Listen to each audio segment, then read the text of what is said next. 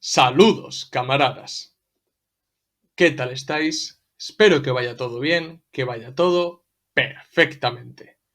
Entre el 21 y el 24 de febrero se celebró en Maryland, Estados Unidos, la cumbre de la Conferencia Política de Acción Conservadora, que reunió a distintos políticos derechistas para promover los valores conservadores, marcar una hoja de ruta para combatir el socialismo y proteger el capitalismo, entre otras muchas cuestiones.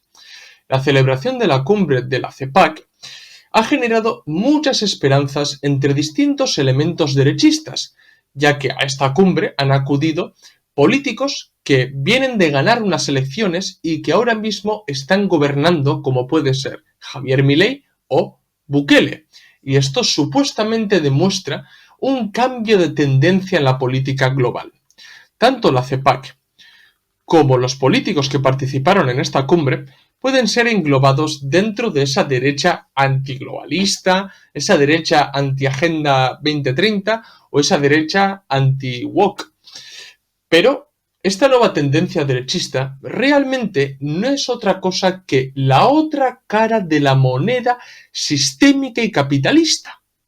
Porque esa derecha populista no es más que la reacción a la izquierda woke, a la izquierda progre, a la izquierda postmoderna. Por eso mismo sostengo que tanto esa derecha populista como esa izquierda populista no es otra cosa que las dos caras de la misma moneda. Bien, y ahora os voy a demostrar por qué. Así que quedaros hasta el final del vídeo porque os voy a explicar por qué ambas tendencias políticas forman parte del sistema y no hacen otra cosa que engañar a la clase trabajadora para que no se organice. Así que vamos con el vídeo. Esto es Red Planeta. ¡Comenzamos!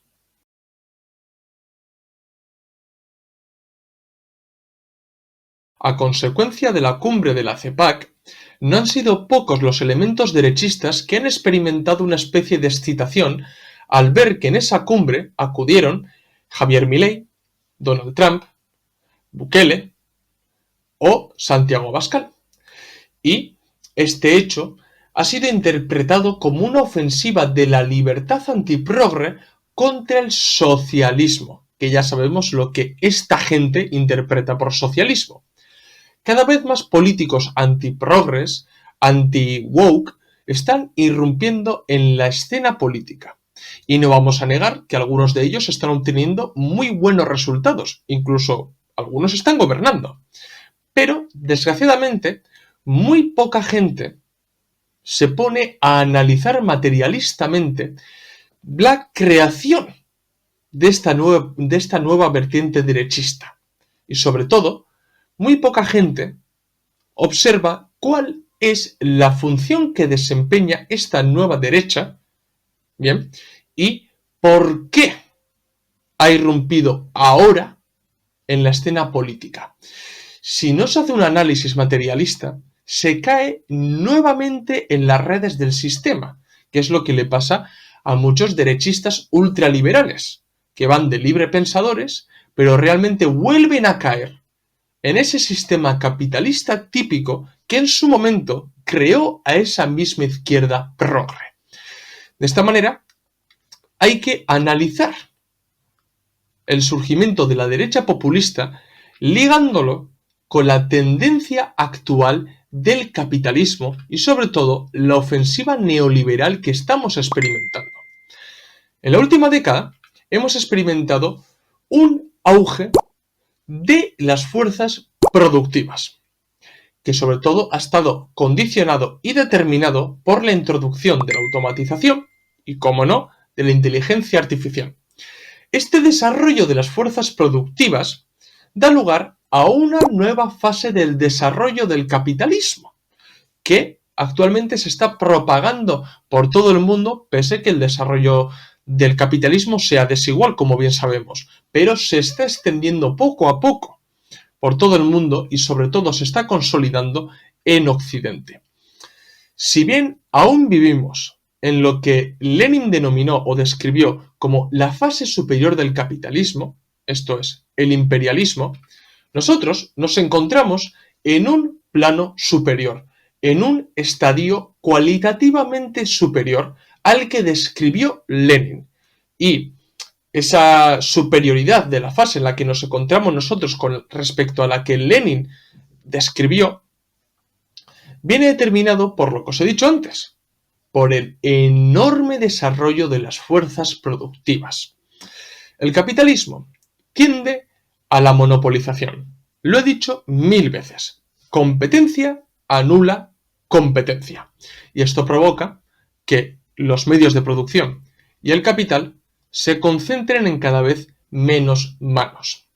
Esto, a su vez, genera la proletarización de la pequeña y mediana burguesía y también genera la pérdida paulatina del carácter de aristocracia obrera de la clase trabajadora del centro imperialista.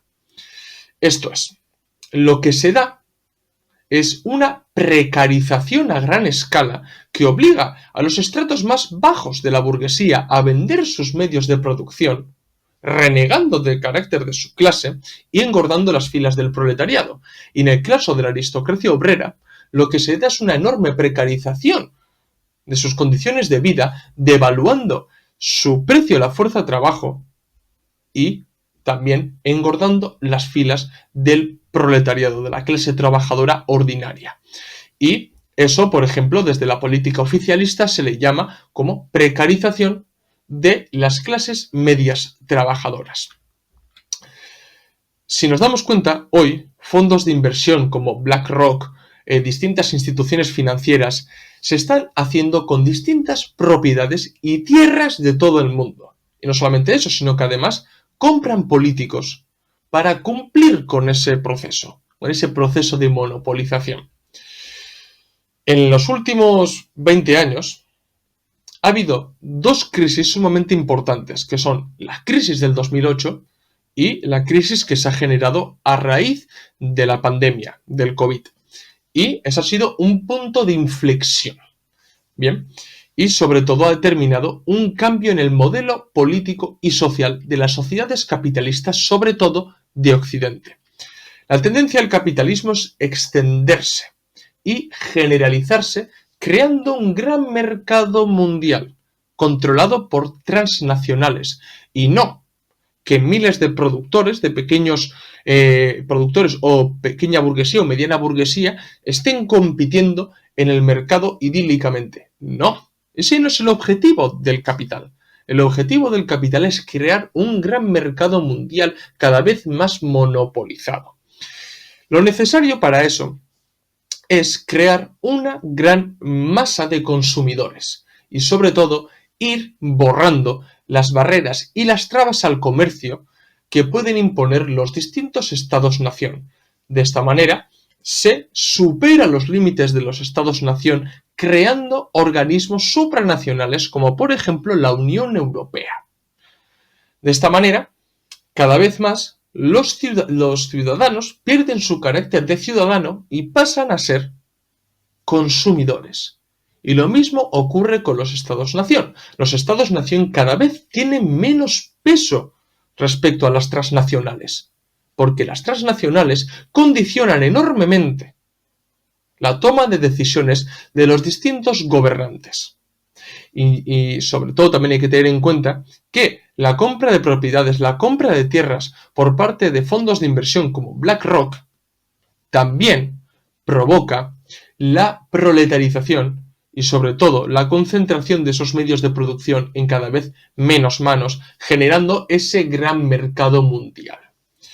Claro, este proceso no se puede hacer rápidamente y además con un envoltorio social y político represivo para con los consumidores, porque eso generaría tal agudización de la lucha de clases que podría provocar una reacción desde abajo, una reacción violenta desde abajo, es decir, consolidaría las condiciones objetivas para la revolución.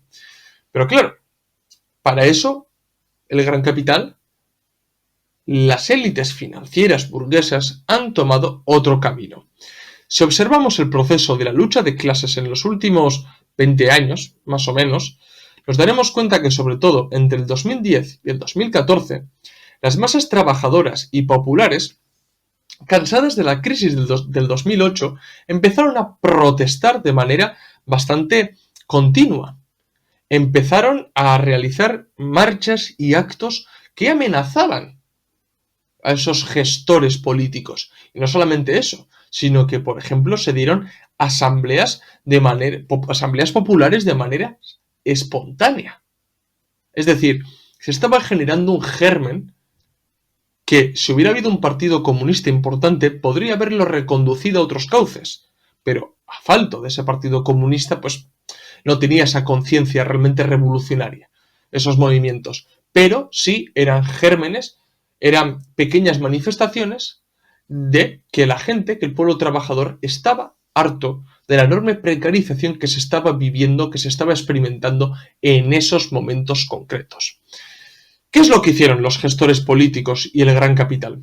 Bueno, pues para aplacar, para minimizar la lucha de clases, generaron nuevos políticos izquierdistas aparentemente antisistema para redirigir ese movimiento popular a la vía reformista, es decir, a la vía parlamentarista. Coger el movimiento político de las calles y llevarlo a las instituciones, prometiéndoles que pueda haber un cambio. En este contexto podemos encontrar a Syriza en Grecia y a Podemos en España. El trabajo político más importante de estos partidos izquierdistas de nueva izquierda fue anunciar la caducidad del bipartidismo, moldear, o mejor dicho, modernizar la socialdemocracia clásica a las condiciones de Occidente del siglo XXI y, cómo no, sustituir la lucha de clases por luchas tolerables por las élites financieras, que eran y son las luchas parciales o las luchas parcializadas. Claro, la existencia de estas nuevas luchas, o mejor dicho, poner en primer plano estas luchas y quitar la importancia a la lucha de clases, generó que dentro de la clase trabajadora, sobre todo la aristocracia obrera y los estudiantes, prestaran atención a estas nuevas luchas. Y prestando atención a estas nuevas luchas y enfocándose demasiado en estas, se generara o se desarrollara un identitarismo que les obligaba a abandonar la lucha de clases. Por ende, la organización revolucionaria de la clase trabajadora. La irrupción de esta nueva izquierda, o New Left, cumplía con los intereses de las élites financieras, porque era redirigir ese movimiento popular, espontáneo sí, pero movimiento popular que se estaba generando, a los cauces políticos parlamentaristas. También rejuvenecía el parlamentarismo, ese viejo parlamentarismo burgués, y también minimizaba la contradicción de clases. Ahora bien, esta nueva izquierda social tenía que traer también un nuevo modelo, o mejor dicho, envoltorio social, político e ideológico para aparentar que había habido un cambio respecto a los tiempos anteriores. Y ese nuevo envoltorio fue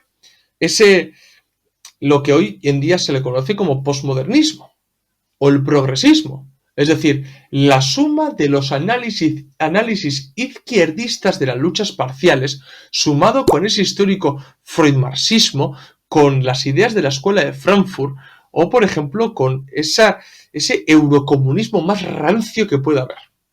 Pues la suma de todo eso, juntado además con tintes academicistas e intelectuales, se acabó generando esa nueva línea ideológica que hoy lo podemos enmarcar como posmodernismo, progresismo o en el mundo anglo-estadounidense como la ideología woke.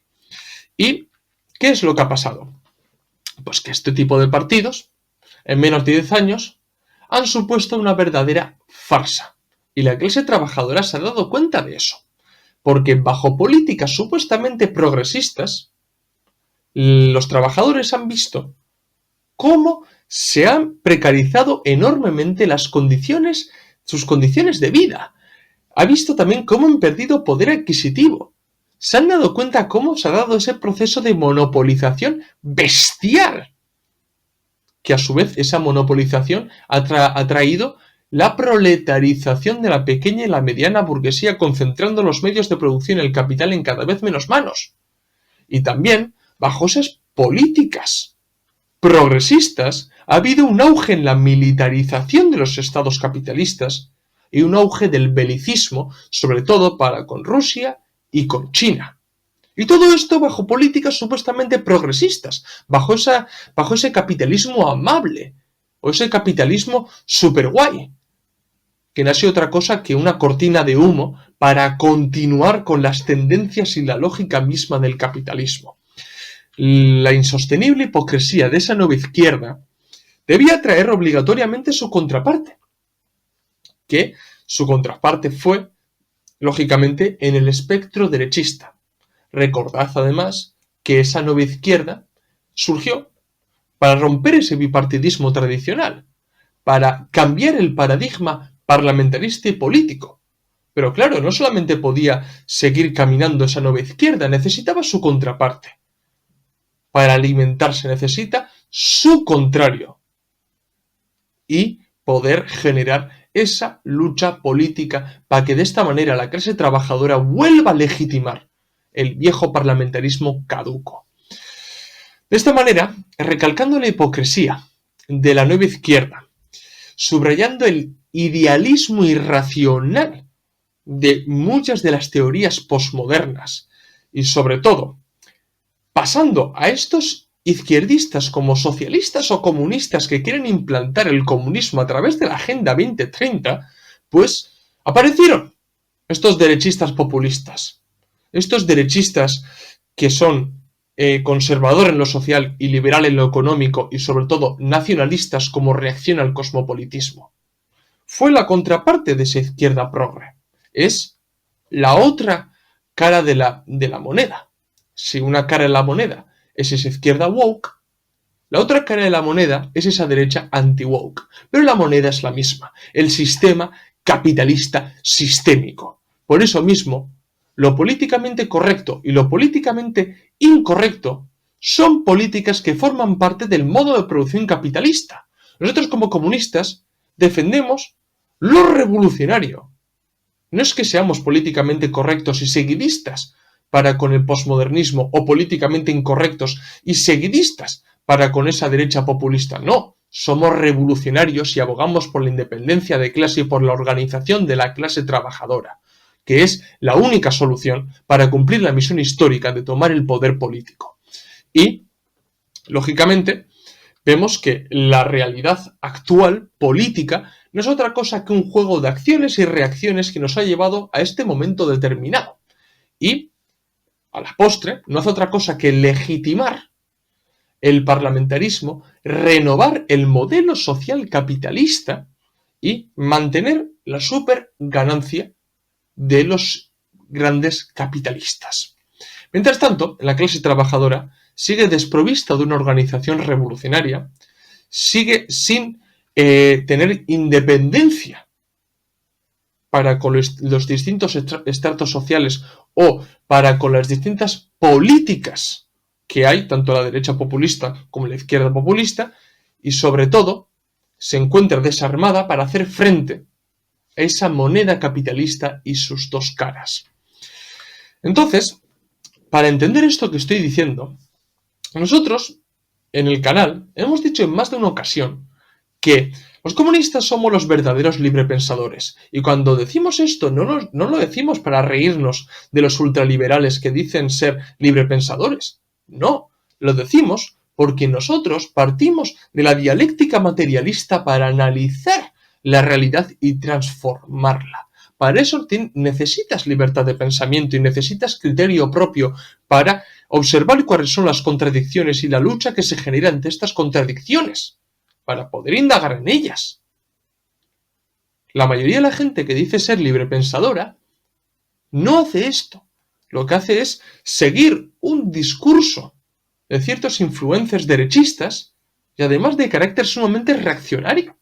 Bien, entonces, cuando he dicho que la izquierda woke o posmoderna y la derecha no woke, populista y antiglobalista, son las dos caras de la misma moneda capitalista y sistémica, o del sistema. No lo he dicho porque me gusta el término.